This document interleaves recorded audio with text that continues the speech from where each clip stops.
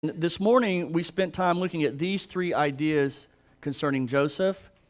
The first one is that forgiveness is easier when we learn to see the big picture.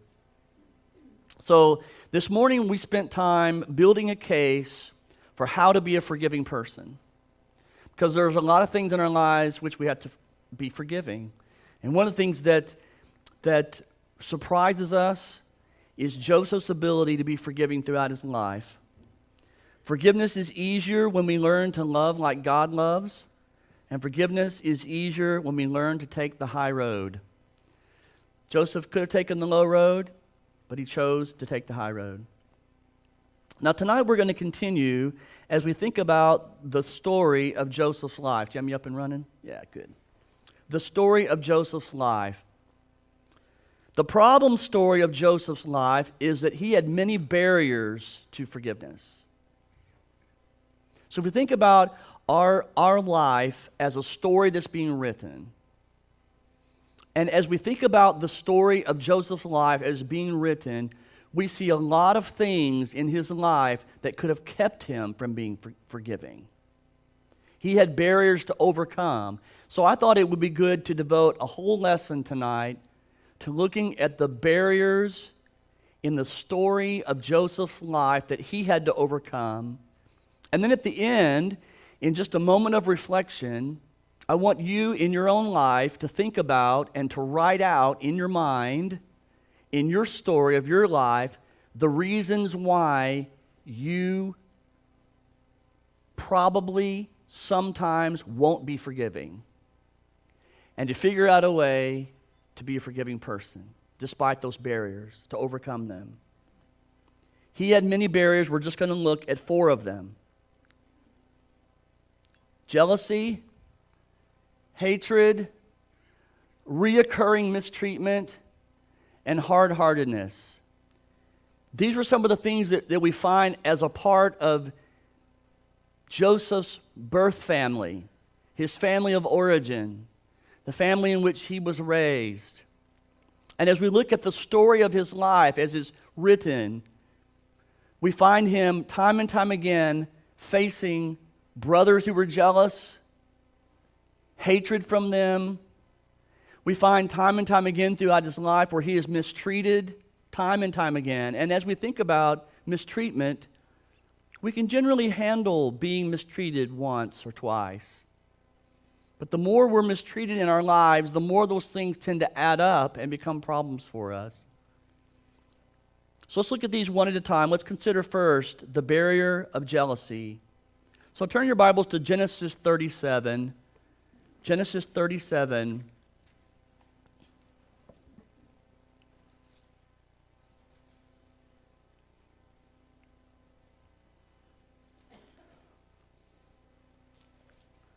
Let me just ask a question before we read this. What does jealousy feel like?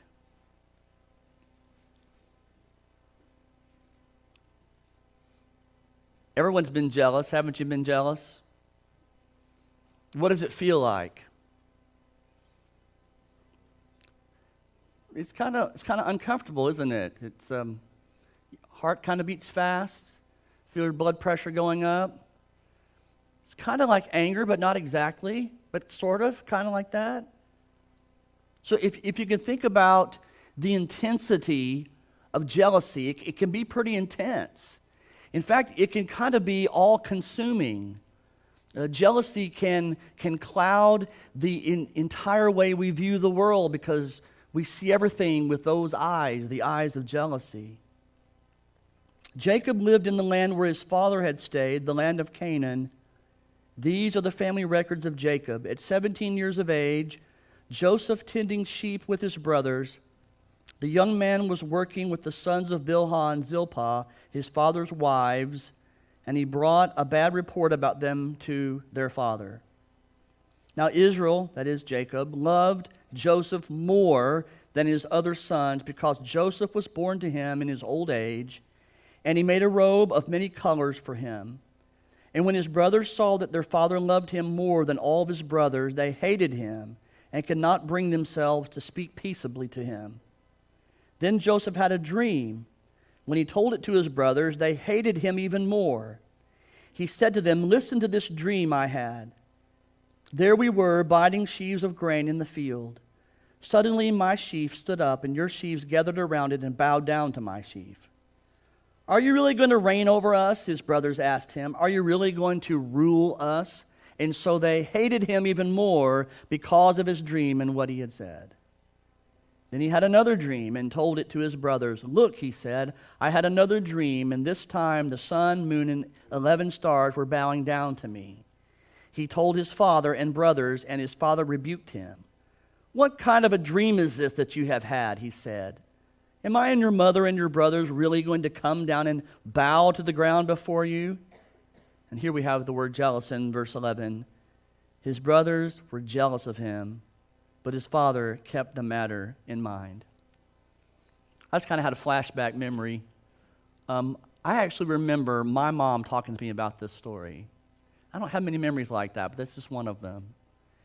And she used this as an example. I think it was one time when my brothers and I were all fighting about something. Come here, I'll tell you a story. Y'all sit down. Once upon a time, she told us about this one. She read this to us. And she said, "This is what happens in families that can't learn to love each other. This is what happens in families where they mistreat each other, where they can't find a way to forgive each other, when they can't find a way to, or when they're consumed by jealousy for each other and hatred towards one another. This is what it looks like. It looks pretty ugly, doesn't it? I read in this blog, and I agree, jealousy is poison to our spirit and is extremely toxic. It contaminates our souls and our hearts. When jealousy seizes your mind, you lose the control of your thoughts and emotions and your perspective. And once we let jealousy to control our life, the whole reality becomes a nightmare, and not only for us, but those around us who are victims of our jealousy. I believe that the brothers' jealousy of Joseph was magnified by poor parenting. 4 wives, that's enough to cause some problems for Jacob. And there was jealousy among them as they all were competing for really Jacob's love and affection to be first and for him to love them. So we have a favorite wife then, and then we also have the favored son. And all these kind of add up to the perfect storm for jealousy to happen. James 3 tells us, "For where there is envy and selfish ambition, there is disorder and every evil practice. But the wisdom from above is first pure, peace-loving, gentle, compliant, full of mercy and good fruits, unwavering, and without pretense." This was a barrier for Joseph. It is a reason, if you will, why he might not have forgiven, because his brothers were so jealous of him and they mistreated him. Which leads us right in really pretty neatly into the second one, and that is hatred. The text we just read said even more than just being jealous of him. They hated him. In fact, that word's used more than jealous. If left unchecked, jealousy can intensify, it can get stronger, it can become bitterness and hatred. Genesis 37:4, when his brothers saw that their father loved him more than all of his brothers, they hated him and could not bring themselves to speak peaceably to him. So jealousy, that emotion of competitiveness or that intense feeling that someone else is gaining or having more than you have, and you want that too, and being jealous of it, of that, builds and builds and grows. They hated him because of the coat. They hated him because of the dreams. If we're going to fault Joseph a little bit, he probably shouldn't have told anybody about the dreams. That might have been a problem. They hated him enough to plot to kill him. That's a huge leap in my mind. Who plots to kill someone, a family member, to kill them? Not just to be angry with them, but to hate them enough that you would plot to kill him. Hated him enough to sell him as a slave. Look at that some this morning. Or this one. This one just really tugs at my heart. They hated him enough to let their father think he was dead. That's huge. Not to just perpetrate out of jealousy and hatred towards the one that they hate, but to also hurt the one they love because their hate for the other is so strong. And so because they hate their brother so much, they're willing to cast the pain of all that hatred to be borne on the Father, who they all love. And so he grieves over a death that didn't really happen. And here they all are, and they know this. And they go to try to comfort their father. What did that look like? The father's grieving. And the sons, who are the perpetrators of the evil, go in to comfort the father, knowing that they're the ones who hurt the father.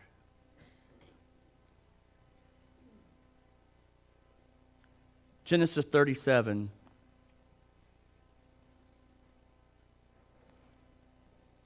Verse 12.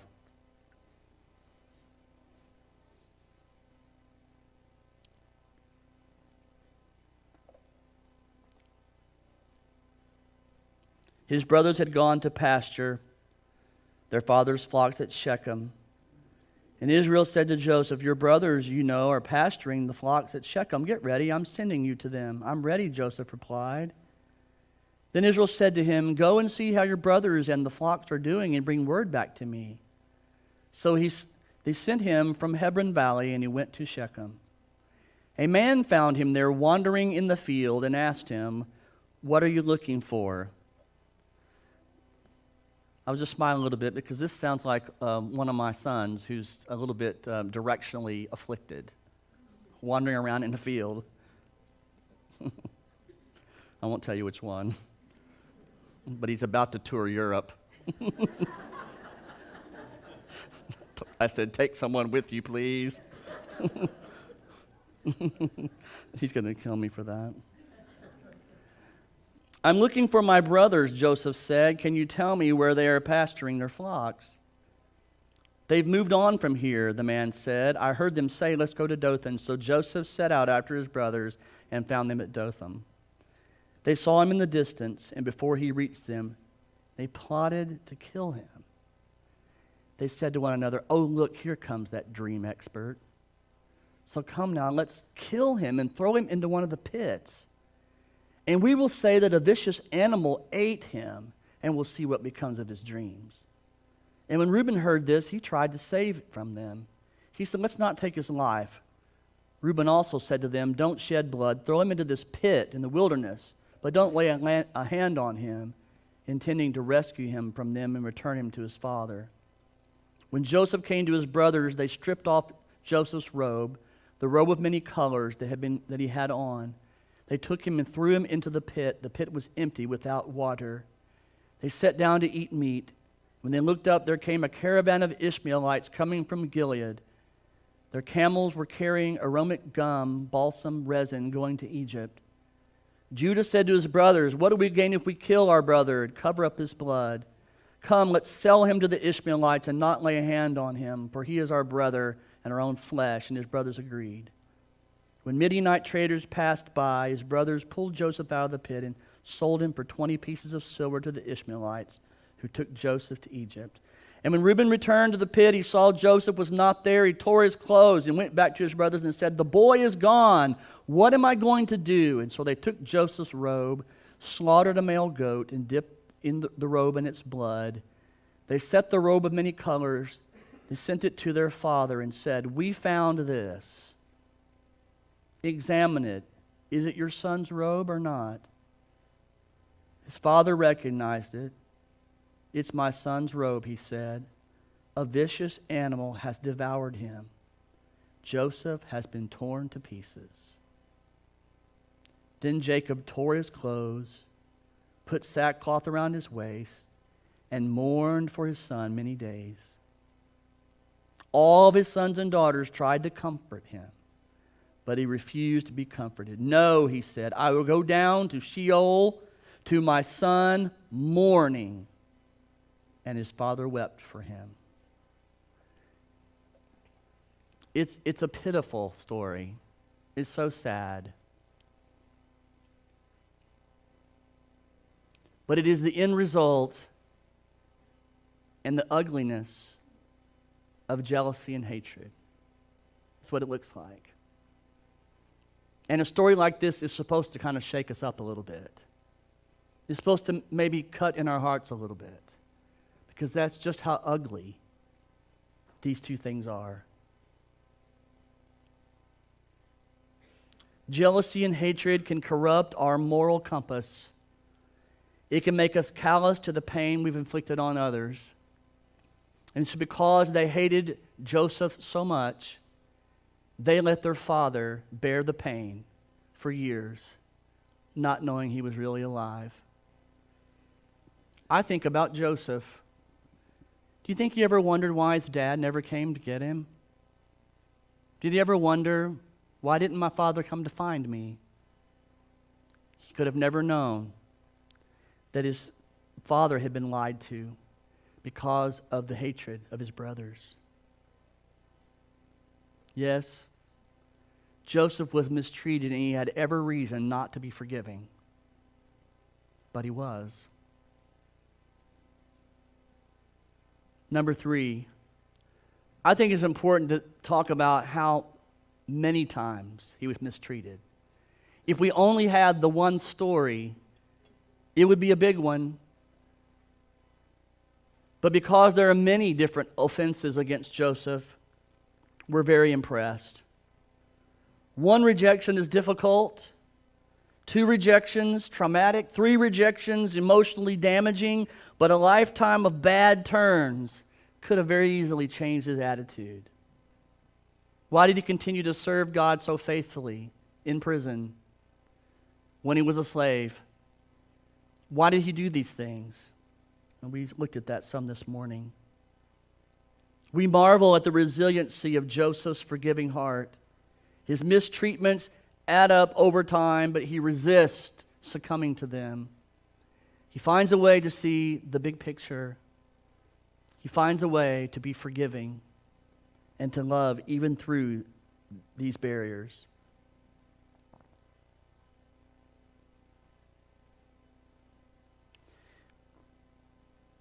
Whenever he was lied to by Potiphar's wife, in Genesis chapter 39, when his master heard the story, his wife told him, "These are the things your slave did to me."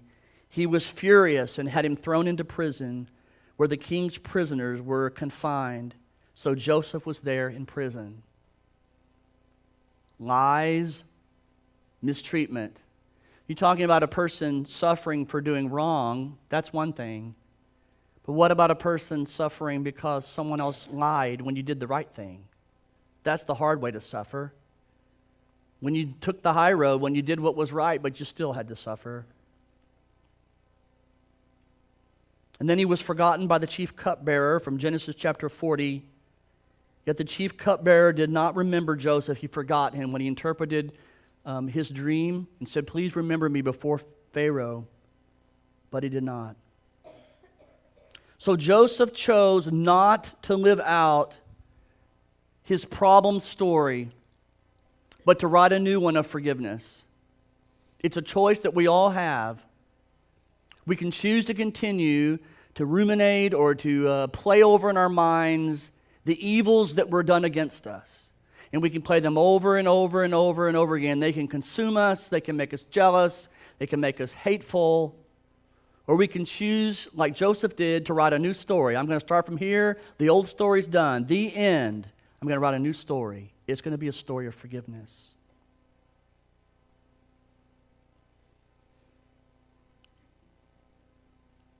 Consider then the next step here, and that's the hard-heartedness of his brothers.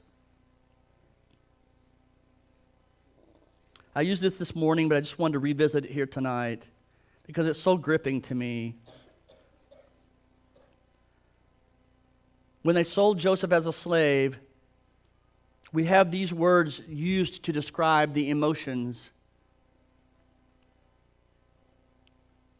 The brothers confess that they're guilty concerning their brother when they saw the anguish of his soul and when he besought us and we would not hear.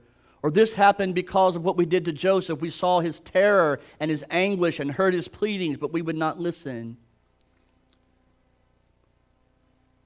But you see, what happens to us if we aren't careful is if we leave jealousy and hatred and other unforgiveness in our hearts, eventually our hearts will become hard.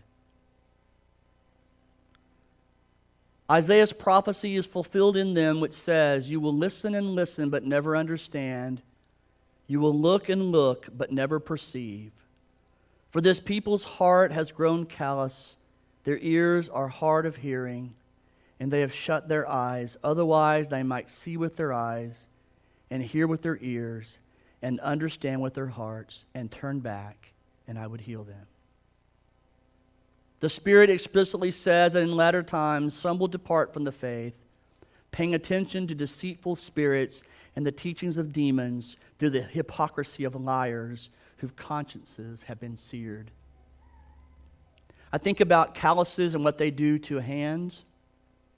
I think about the loss of sensitivity that comes to hands that are calloused.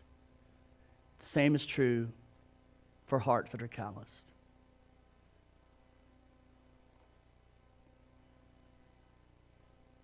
My dad used to tell a story about a man who was, and I've told this before, but he was teaching about the crucifixion. And suddenly there was this child who in the audience broke down and started weeping. And the child cried out, "They killed Jesus. They killed Jesus." Everybody started turning around and looking. "They killed Jesus." And the mother was trying to calm him down.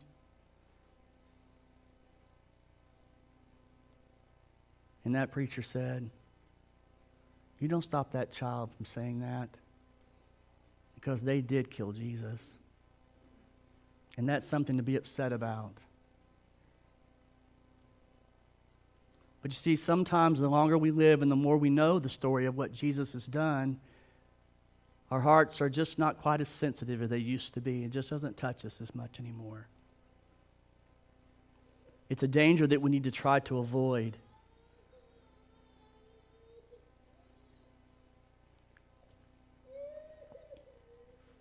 They killed Jesus. All the mistreatment then could easily have affected Joseph's heart. And I've just put a few things out here. We're not going to look at all these. But when you think about these barriers where he was treated with such jealousy, he was hated, he had recurring mistreatment, there was the hard-heartedness of the brothers against him and the people in his life, he could very easily have had a lot of resentment, very easily have blamed God, because that's what happens a lot of times when bad things happen to us, especially when you did the right thing. What did Joseph do wrong? Think about it.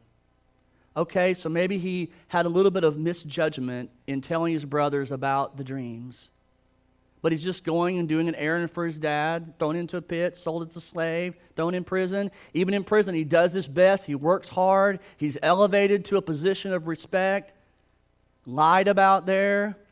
Forgotten. Potiphar's wife lies about him. On and on he goes. He could very easily have just turned his back on God and walked away. He chooses not to misuse his power and to try to seek revenge for himself. Instead, he keeps this good heart. So I want us to sing number 36. I have all the words here for you, unless you think you need the notes. But it's about the love of God. And I want you to look at the chorus.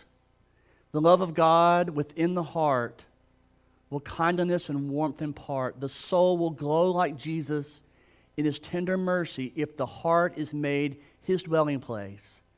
The love of God glows like a flame through endless years. It is the same. The love of God will never fail to lose its glory until we see him face to face. This is the answer then. The ultimate answer for us in being able to forgive is to create the heart of Jesus in ourselves and to be able to have his love in us. So let's try singing this song together. Since the love of God has shed countless blessings on my head, I have made it my own. I will hide it in my heart that it never may depart. It shall rule there alone. The love of God within the heart will kindliness and warmth impart. The soul will glow like Jesus in his tender mercy. If the heart is made his dwelling place, the love of God glows like a flame. Through endless years it is the same. The love of God will never fail nor lose its glory till we see him face to face. So hearts that are calloused often find themselves in resentment and blaming God and misusing power and revenge. But I want us now to think about ourselves for a minute. We all have life stories. They all contain barriers to forgiveness, or said another way, someone's hurt us, someone's abused us, someone's been jealous of us, someone's hated us, someone's wronged us, someone's done something to us. All of us. What are we going to do about it? We can write a new story, one that overcomes all the reasons and barriers why we don't want to forgive. Because we can think of a lot of reasons we don't want to. They don't deserve it. They didn't ask for it. I've been abused too many times. All these things we find in the Joseph story, he found a way. One that overcomes barriers and creates a future story for us. The story of forgiveness. So you write in your heart the names of people and the things they've done to hurt you. Forgive them. If you'd like to respond tonight, will you come as we stand and sing?